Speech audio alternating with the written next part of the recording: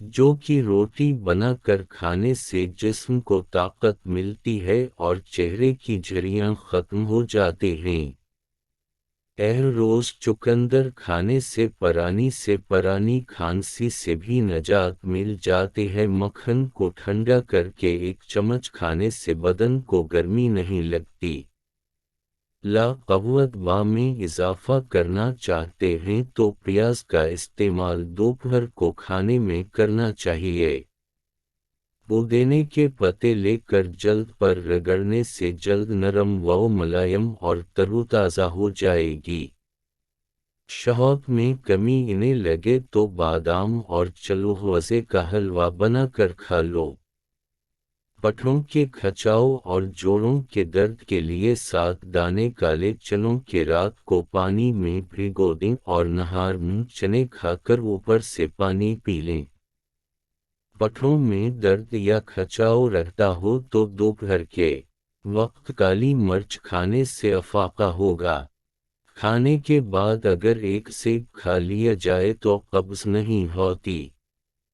پانی میں نمک ڈال کر گھر کا فرش دھویا جائے تو کیڑے اور مکھیوں سے نجات ملے گی۔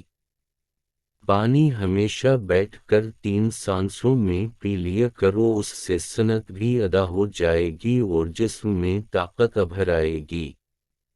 روزانہ کچا لیموں چاٹ لینے سے پیٹ کی چربی بڑھے گی نہیں۔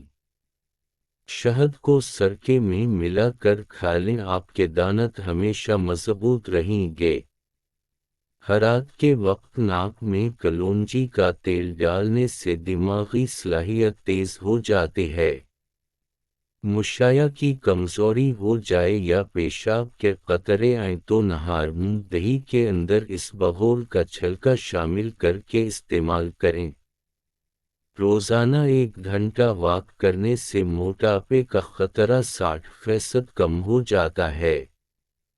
ماہواری میں زیادہ درد ہو تو پہلے ہی دن میں 1 چمچ شہد گرم پانی میں ڈال کر پی لیں۔ پیٹ میں مروڑ اور گیس 1 چٹکی میں ختم ہوگی۔ 1 چٹکی ہلدی اور 1 چٹکی نمک پانی کے ساتھ استعمال کریں۔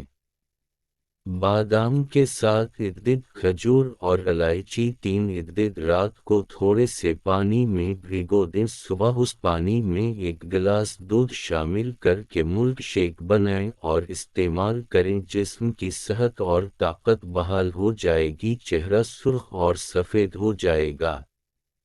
ناظرین، بد ہضمی اور پیٹ درد کا آسان علاج ہے۔ عام طور پر بد ہضمی جسم کی کمزوری، کھانے کی زیادتی اور قبض کی وجہ سے ہوتی ہے۔ اس میں کھٹے ڈکاریں بھی آتی ہیں۔ کالا نمک، اجوائن اور سونف ہم وزن لے کر باریک صفوف بنا دیں۔ 1 گرام ہلکے گرم پانی کے ساتھ دن میں 2 بار غذا لیں اور کھانے کی ہر لقمے کو خوب چبا کر کھایا کریں، جس سے آپ کو زندگی بھر کبھی پیٹ کے درد کا مسئلہ نہیں بنے گا۔ 1 چمچ ہلدی کو گرم دودھ میں ڈال کر پینے سے رنگ سرخ ہوتا ہے، داغ دھبے